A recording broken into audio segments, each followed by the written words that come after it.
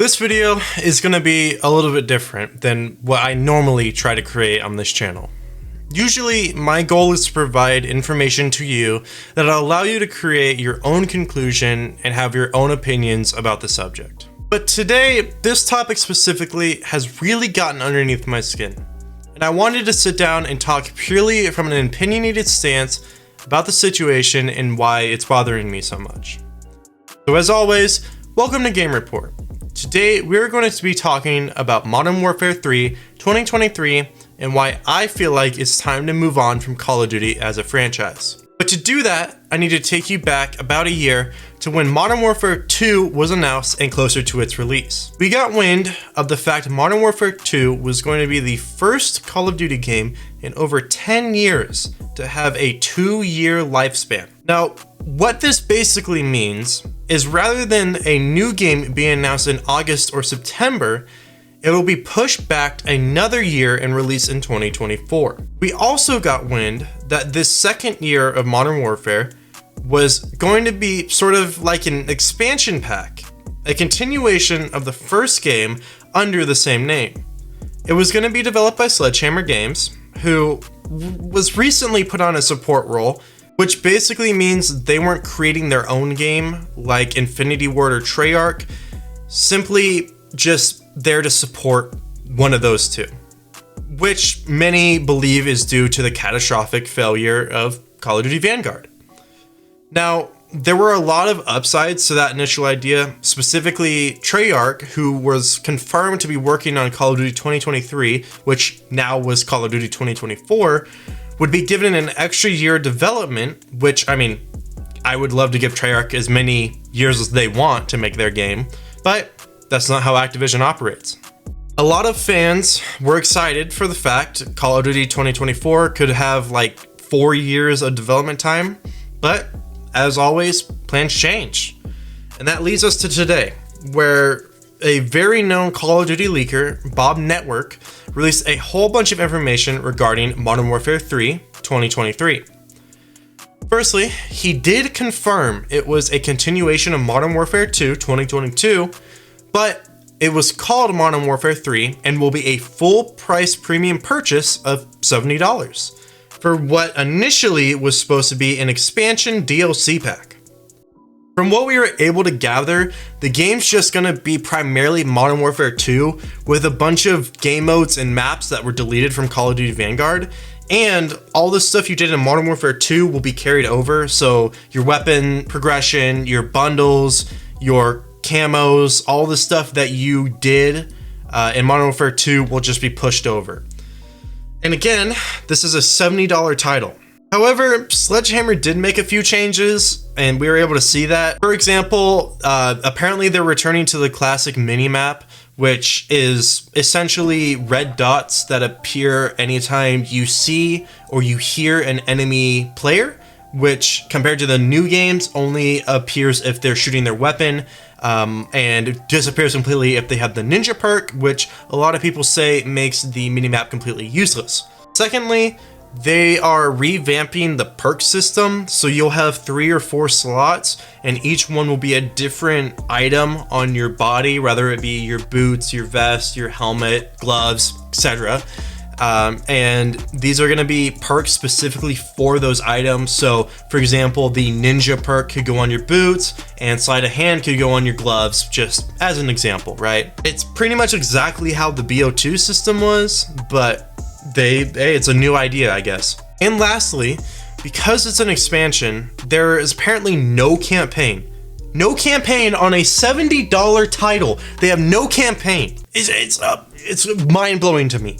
Apparently, they're going to do a continuation of the DMZ raid system, but $70, because, you know, obviously a full price product with no campaign went very well for Activision last time they tried this. Lastly, Ralph Valve, who's a very well-known leaker, says that the title is a step backwards. We don't know if that means it's a step backwards as in quality is not going to be as good as a game, which wouldn't surprise me, or if he's saying it's a step backwards towards these more classic older styles akin to like World War II would be a good example. But I mean, that's honestly everything of note so far for Modern Warfare 3. There are some other things, mostly conspiracy and rumors, but they're there, not really of note. But that brings me to my second topic, and it's one that may be controversial. It's really truly how I feel, and if you don't agree, let me know. But I am starting to get to the point where I don't believe playing Call of Duty benefits anyone except for Activision. Firstly, there's a lot of people out there that really want change in the franchise, but Call of Duty has made it clear as glass that they have no interest in making any changes to benefit their community until they start losing money. Each game has been the best-selling game in the COD franchise, and each year it has gotten worse. So as long as they're continuing to make money, why would they make any changes? I believe if we directly target that source of revenue and stop buying the games, stop buying the bundles, stop buying the battle passes, then we will actually see change being made within the studios. Unfortunately, a boycott or cancellation of Call of Duty hasn't been something realistic, mainly because there hasn't been an alternative. There were attempts with games like Battlefield 2042 or Halo Infinite, but as we know, those games didn't live up to what their anticipated success was, and some still don't. We've had Call of Duty clones like Shatterline or that Roblox clone that had really good foundations and could have been competitors, but eventually they faded out. Mainly, I truly believe mainly because of the indie studios. Thankfully, we have some alternatives. We actually have two. Firstly, we have BattleBit Remastered, which is something more for the Battlefield community, granted, but anyone that likes these larger scale battles, you're gonna get a very Call of Duty-like experience in these games. But that's not really the focus. We're talking about a franchise that built its entire genre off of 6v6 combat and arcade-like game modes. And thankfully, that's where XDefiant comes in.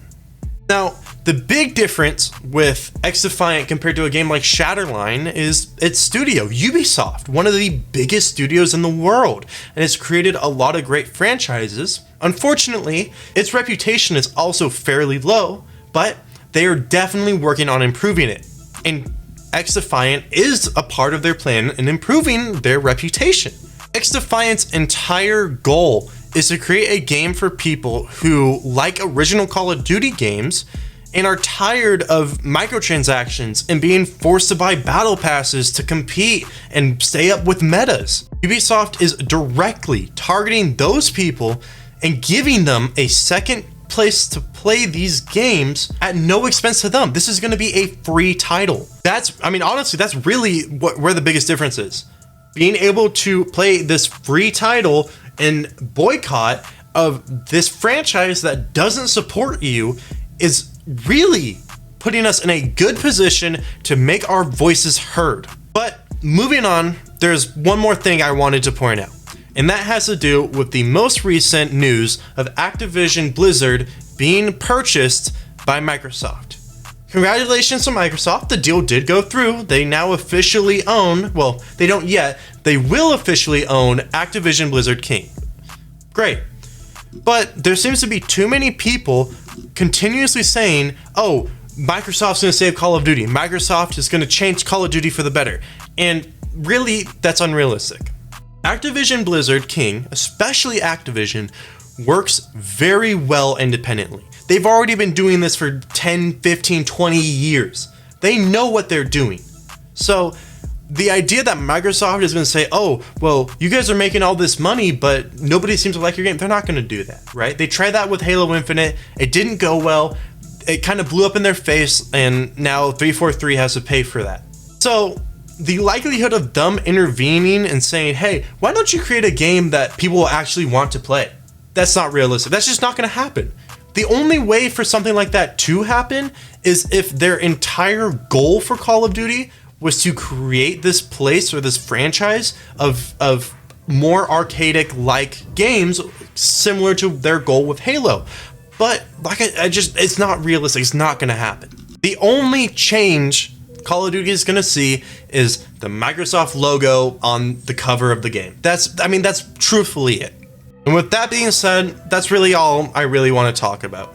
Thank you for listening to my rant, and in my opinion, I would love to hear yours. If yours is the same or different, let me know.